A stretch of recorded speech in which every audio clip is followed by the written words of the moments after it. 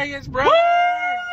Speed bump! But we're at the Strip, Las Vegas for Holley Performance LS Fest West. Oh, dude, there's B's for Builds. What is the timing on that? What is that? That's B's for Builds. That is. See you, Can't nerd. spin them, but it'll irk them for 400 feet. Oh, this is probably the prettiest drag strip in the U.S., I think. This facility. Ooh, is I don't know. next level. Look at Denver is pretty good. Look at all. Stand here and Looking good. Yep. Looking good. I don't know if he knows what he's doing. You know what you're doing? A little to the right, a little to the left. Hold on, whoa! Dude, he's done like 2 jobs for us. He already ignores us when we start yelling stuff. He's trying. One round of qualifying at the end of the day. Listen, guys, we haven't checked the schedule. Okay, we'll get back with you. But the coolest part about this track is that there's freaking jets flying around the whole time. There's an Air Force base here. It's freaking F-35s flying around. It's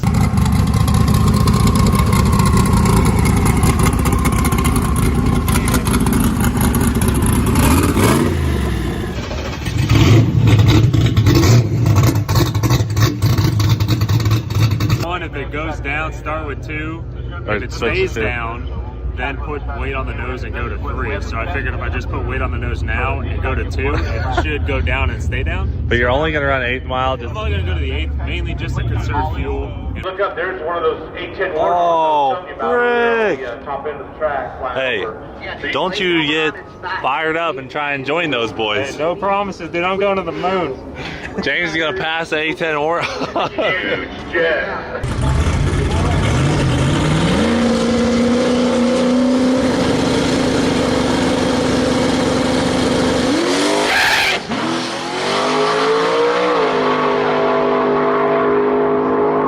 What an 8.6.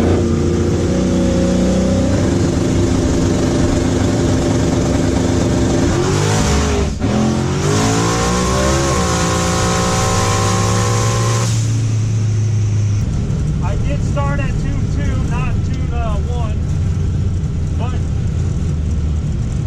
give me the responsibility of the laptop, and I'm going to send it, so other than that, car speed overrides suspension. So you gotta adjust your weight now? Yeah. Oh my gosh. Look to the left, look at my Black Hawk. Oh, dude.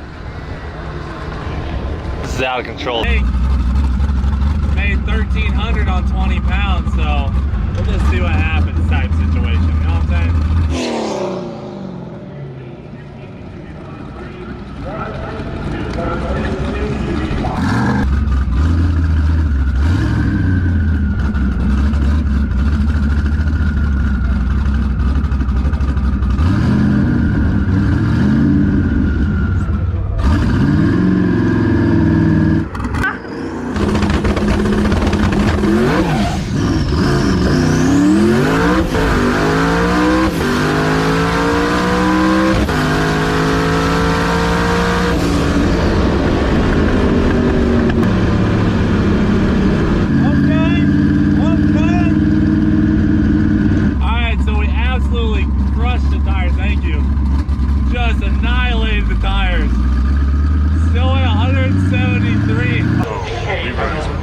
It felt nice to not get smoked out on the shutdown too from the exhaust. That was tight. How was that for you?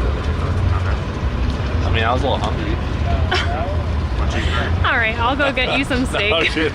On 5 on 19. Okay. So I was right at what? that's what it did on the dyno. Hour is what it made on the dyno. Yeah. So what are you doing with yours? I know the car could go what it needs to do to be competitive on these. So you're just gonna switch and start dialing it? No more cardboard. Where's the box at? Ooh, that's sick. Alright guys, back in the lanes. Make our second pass of the day at the Nova. I hopped in with True Street, which is like a streetcar style class. We'll see.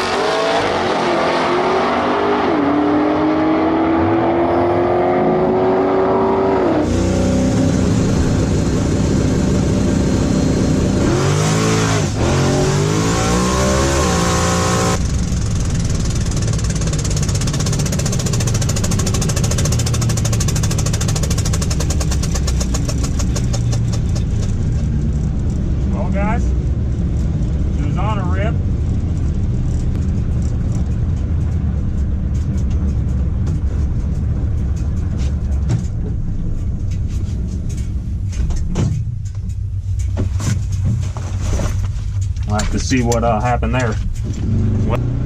No expert, but I know what that flash of death usually is. I'm pretty sure I just nipped a gasket and burned up a head. About 1,100 foot of that pass. Oh boy. It's about to be on a rip. Was it feeling good? I mean, Yeah. Good. but I mean, it went 120 flat to the 60, so it took the hit. That was the same tune-up. Oh. I went 516 at 142 with the pedal. It's just pretty solid. Yeah. And I was car off because of the flash of death I seen. Oh, you saw it. Damn, bro. That's the problem, boys. I'm having the injector stuck. You think the injector's set? 100%. See how it started to detonate on the top side? That's your. Alternate is working again. Oh! All because of that battery? They just said I'm so pumped. Guys, I can't even tell. Heckling us so bad while we were trying to work, and I legit almost lost it.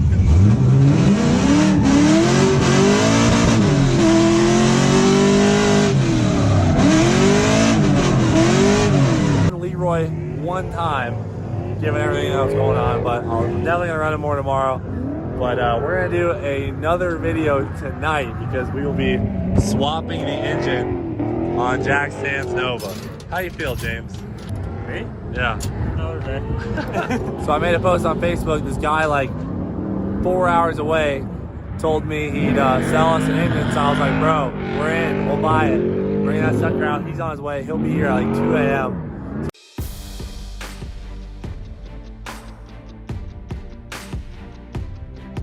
So you bought this 7 years ago, 7, 8 years ago. and why did you choose this one? Because I like this kind of house. You are the first person I show you this.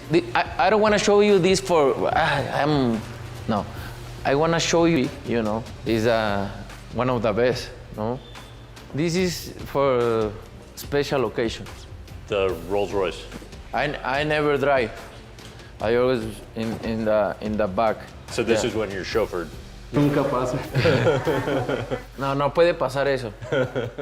And this all is for my fights. Hey, Right. look at this. When I was this fight, I broke my right hand in the second round, and I finished in the ninth with the left. And how much pain are you in when that's A lot. So f***ing hard. It's so f***ing hard. This is from Coro fight, the art. This is from Can. Chavez Jr. Easy. Yeah. Easy work. I mean, given the history, For me, no. For me, it's like the easy work. This is my belts. Look. The blue one is my best, my first when I was 16 years old. This one, I went with Golovkin, with Coro. and these are so heavy that they have to be taken down off the wall at the you end need of to- each day. Yeah, you need to. But this is the beginning. What do you think of the Tesla? I love Tesla. Yeah. Hey, she dance. You want to show us?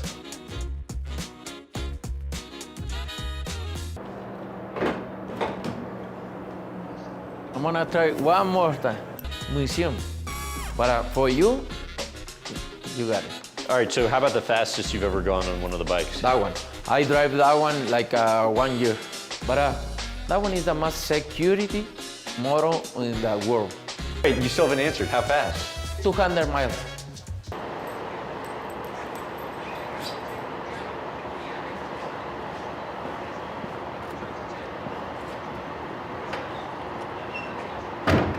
She don't. How often do you play poker? Like 3 times a week. Oh, so quite a bit. Yeah. Are you any good? Yeah, I'm the best. In Las Vegas, I have 9. You just completed renovations on it, Yeah, right? Okay. it's almost done, but Got it. it's huge.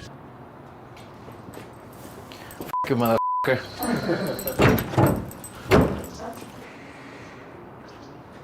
It's not bad, a 2-story closet. That's when you know you've made it, right? Yeah, More shoes or clothes? shoes, like 600 pairs. Do you have most of them boxed up going to your other house? It's enough, yeah. Okay.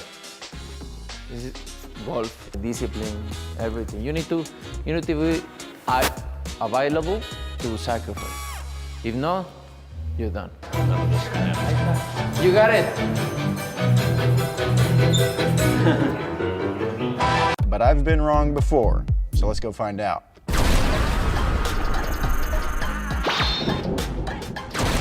Big thank you to car insurance comparison site The Zebra for sponsoring today's episode. Some things in life should always be easy. 52 seconds of that, all combined. The Zebra makes it easy to compare car insurance. All you have to do is enter some basic info and boom, you can compare top insurance companies side by side, including all major carriers, so you get value for the coverage you need. Better yet, there's no techie jargon or spam calls you have to deal with, just honest and to the point insurance comparison. And the Zebra has experts that can answer the car insurance questions that keep you up at night, like, will my policy be affected if I mod my car? The best part of a few seconds of this bizarre, slow motion, modernist piece of cinema while the tagline plays over top.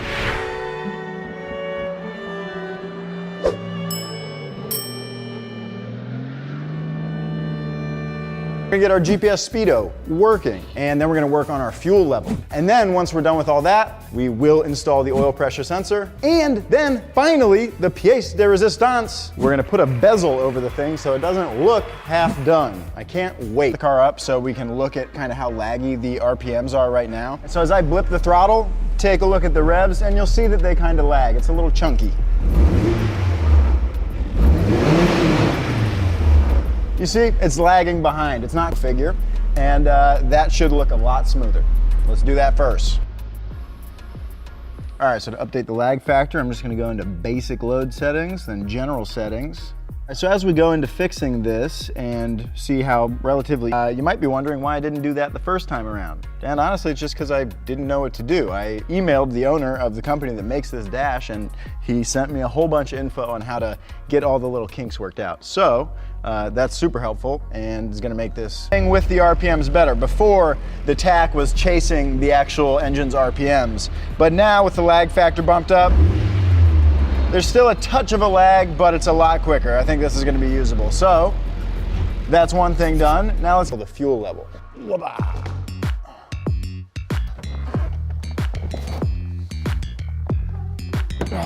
Oh, dude. Oh, Jesus. The fuel level to the stock gauges. So now I just gotta figure out which of the 4 wires it is. To do that, I'm gonna look at the stock gauges real quick.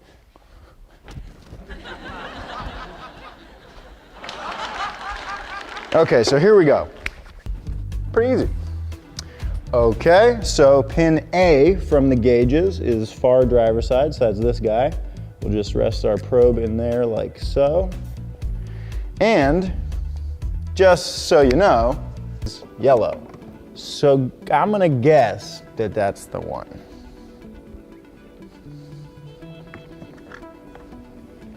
Okay, you see that yellow wire? Just gonna poke the front.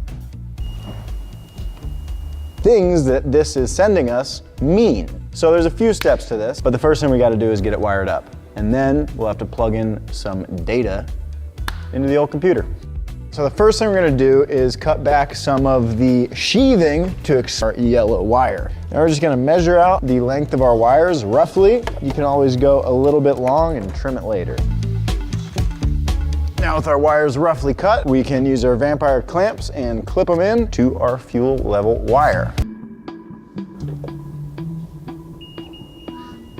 Stupendous. Okay, so now we can go ahead and put our resistor in line to the reference wire. Resistors are not polarity sensitive.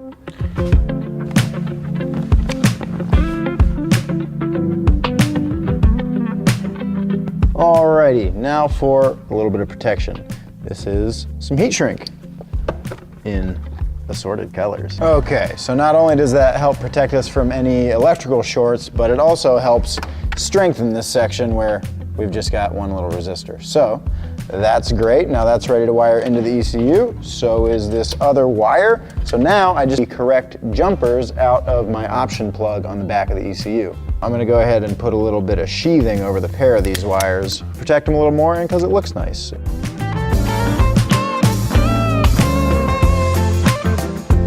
Our options port down here, and I'm on the internet, and and I've got the diagram of what these pins are. So I'm looking for our 5-volt reference, and that's going to be the wire that has the resistor in it.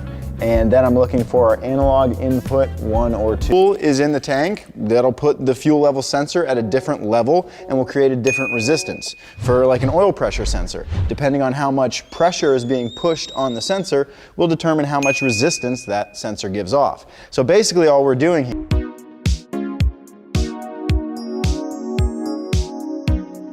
Okay, so wires are run through the firewall. That was pretty easy. Now for the part that I'm concerned might be a little tricky, which is getting to the oil pressure sensor area. So we'll see from the soldering gun, the wires themselves will melt the solder. If your solder doesn't get hot enough, it'll be even more brittle than if it was correctly up to temp. So always heat up your joint and then plow the solder just into the joint down the line a little bit. Analog signal back in to the old standalone.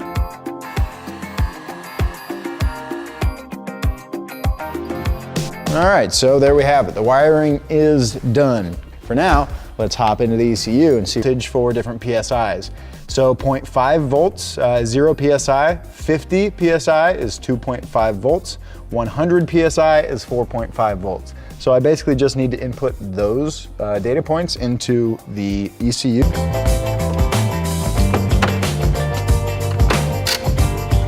Wow, that looks pretty good.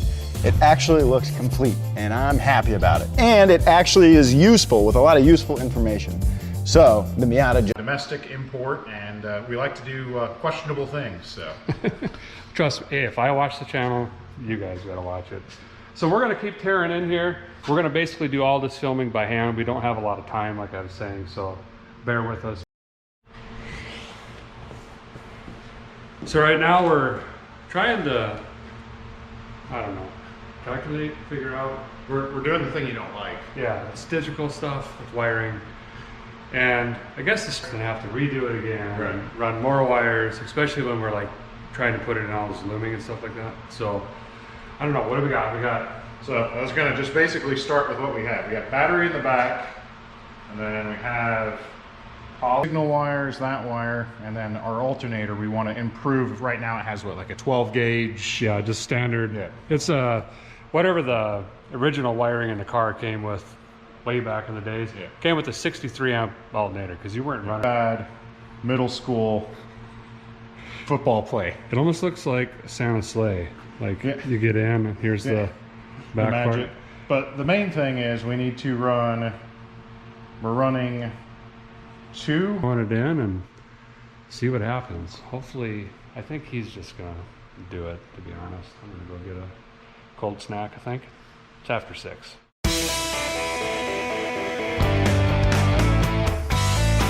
What we had to do to prepare for that intake is we had to get all the old gasket material off of it and a nice clean surface. If you notice, we got rags in all the holes. Not gonna say you always are gonna take that much precaution, but I'm a fan of going ahead and... That's what you did? Yeah. Want to flip one off? Oh man, maybe. there we go. Look at that. Oh wow. I mean, it works. So now, that's not all dirty for our crossover on the front and rear like this. So we'll be able to go fuel in, fuel out, kind of simplify that. One of the nice things about this kit is you can mix and match your parts. We had some injecting, easily 700. And we still have stock rods, stock crank on a 2-bolt main. And now we're adding even more air and fuel. So anything can happen. We're just gonna be as cautious as we can, I guess. And then lay, if possible. And then we'll start bolting this up.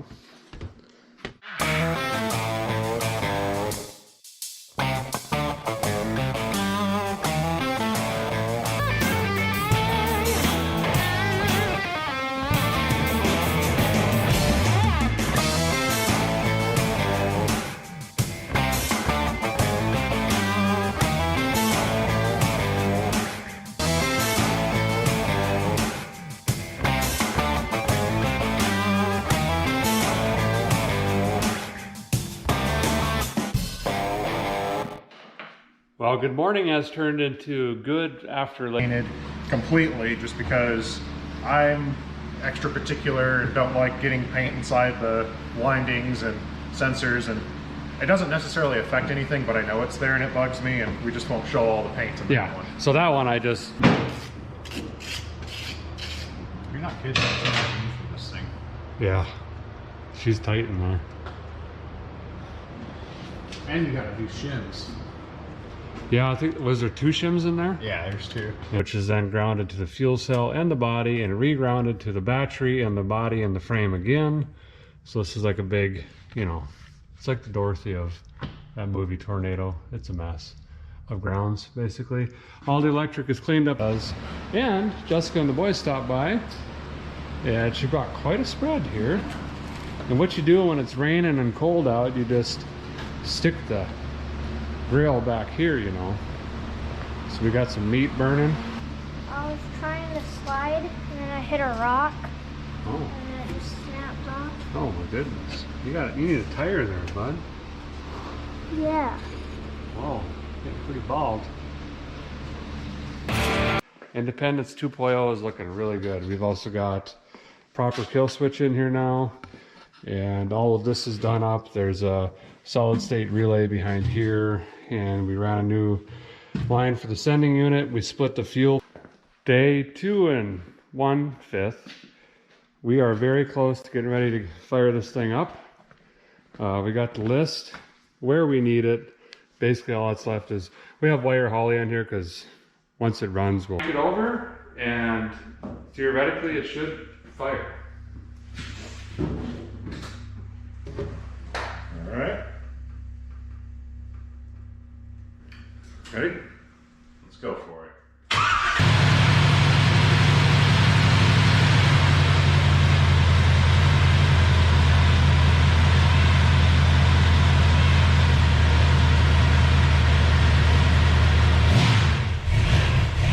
have to do what's called a TPS reset, so the computer understands that this is actually at 0 or 50 or wherever. That should help with the idle. This is good enough for me to get it on a trailer and head to Indy, and got it.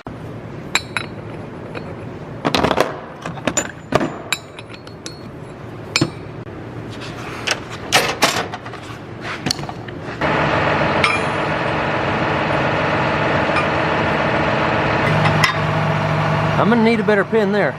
I'm also gonna need to take the quick hitch off, or else it's gonna get into this. Ask me how I know. But before Jim gets back, I need to make sure the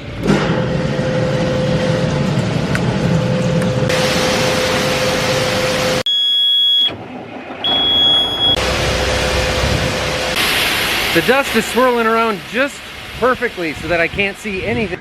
I need some glasses. There. Those are cool.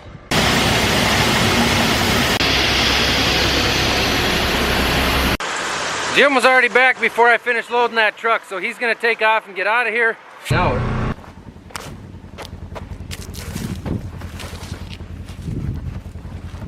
it's not dry, not really wet.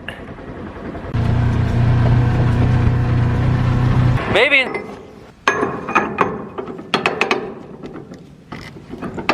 Just needs a little wiggle. That's what she said.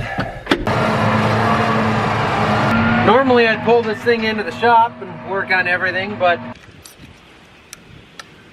oh, Anna got jealous.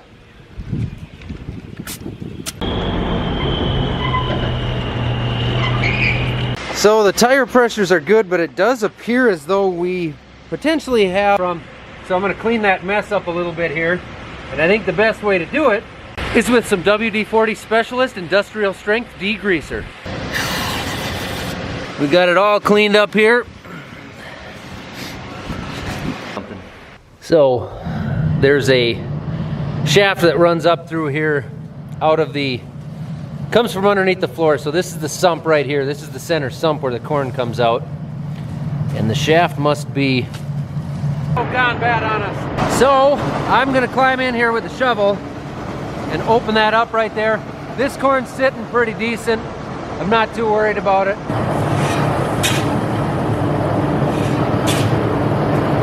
Open? Yeah. There's 2 bolts in the shaft. They're both good. They're both good? Yeah. So here's bin number 3 out of the 4 we're currently pulling out of. We don't know what the problem is, but I believe...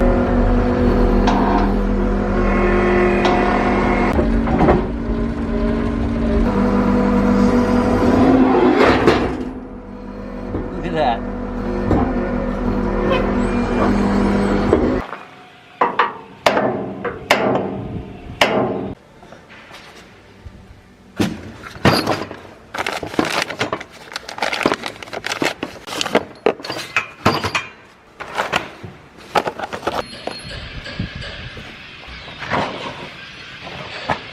Try this instead, see if I can swing my... I can't do anything left-handed. Hey, look at that.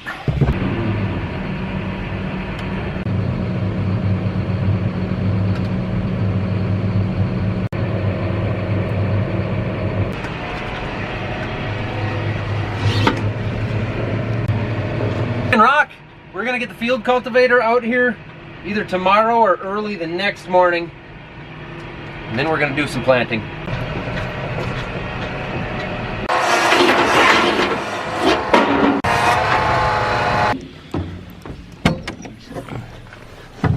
If there's one thing I hate having sit outside, it's a planter. So this one is not going to.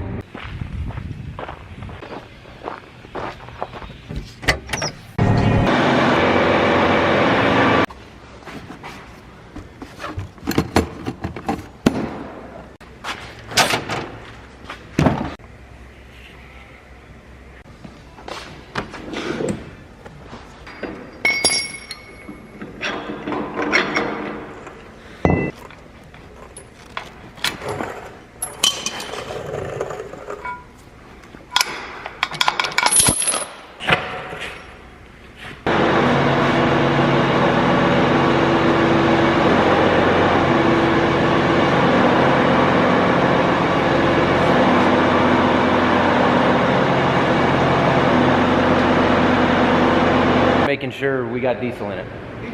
Onyx, you gonna let me out? You run the door.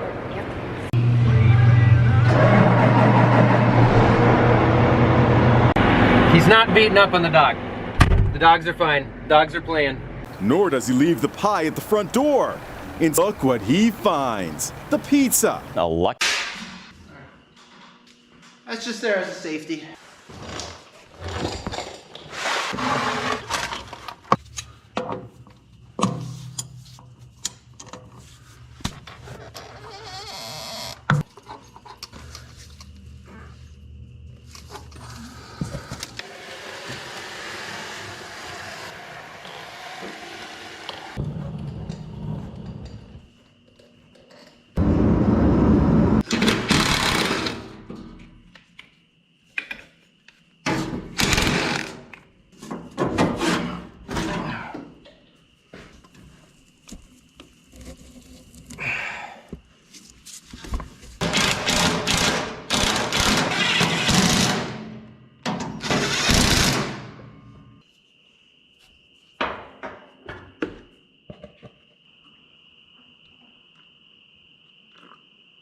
It's the air filter here.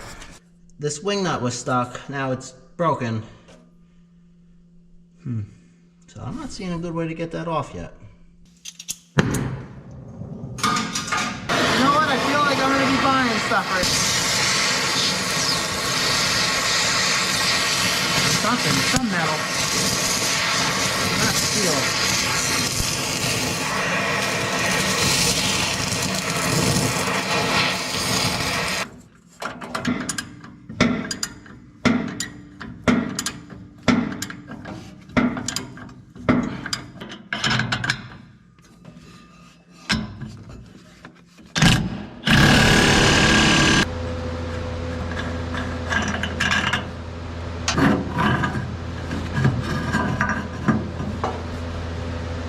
Jeez, look how I twisted this thing. Wow.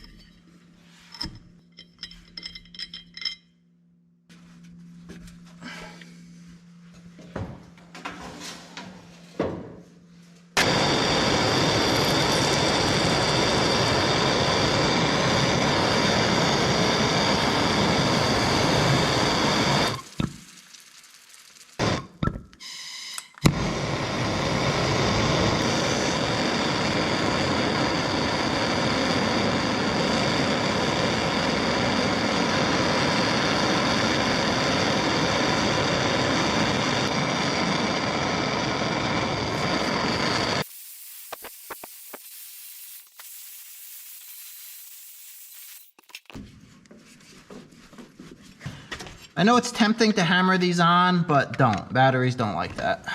You just get this.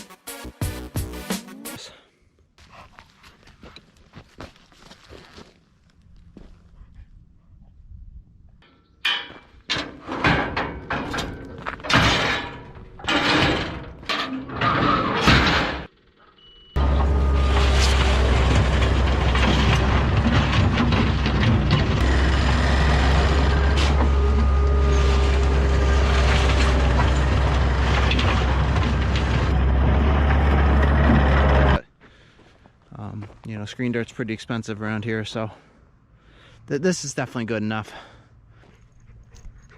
Now, I'm sure some people are going to ask about burying the stumps, saying, oh, that's going to create sinkholes and stuff. Now, I've seen...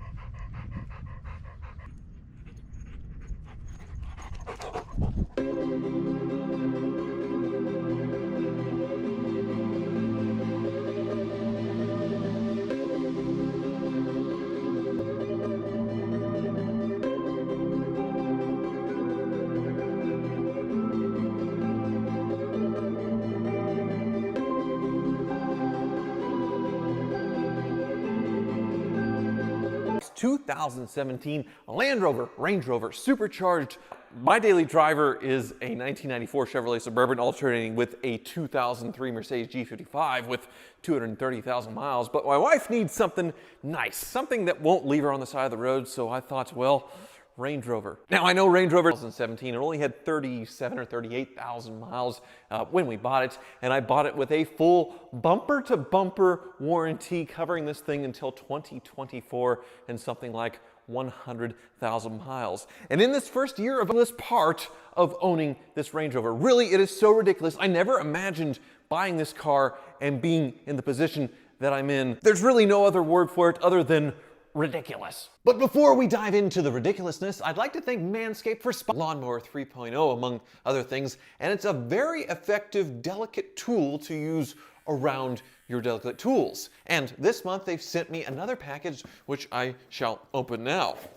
Yes, we have, well, starting with some foot deodorant and the Plow 2.0, a nice safety razor. Manscaped, in addition to providing the right tools and solutions for safe and easy manscaping, has partnered with the Testicular Cancer Society to spread awareness for men's off and free shipping at manscaped.com. Now, back to landscapers, or Land Rovers, yes, Land Rovers. So now let's get into the one-year experience of owning this Land Rover Range Rover long wheelbase supercharged, and why I bought it over in the front passenger seat. You had to put the seat so far forward that your knees were basically in the dash, and it was super uncomfortable. So I wanted to overcompensate for that mistake, and a long wheelbase Range Rover is a very, very good way to do that.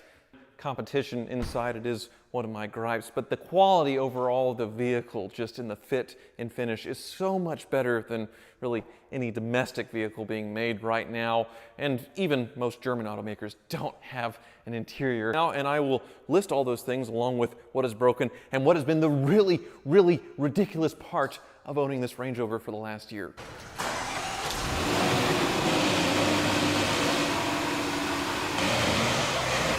Their suspension was designed primarily for off-roading. You could raise it up and have all different kind of terrains here. You could turn the switches. I've never turned those switches. Like most people that own these things, this Range Rover has never been off-road and will probably never go off-road. I just like the good as this. It doesn't have the same ride quality, the comfort in the seats. It doesn't have the big 510 horsepower V8 either, so you're giving up a lot for something that looks arguably cooler and has more off-road cred. But amazing is how easy it is to drive this big old school bus. The turning radius is actually really good, and it feels really easy to drive. My wife had a few big SUVs before this. She was always curbing the wheels and bumping things. Maybe she needed to get used to big SUVs, but it's also because this thing is just so easy to drive. There are some things that we definitely don't like though, and a lot of it has to do with the electronics down here. You really need to be patient if you own one of these cars and want to use a lot of the infotainment things,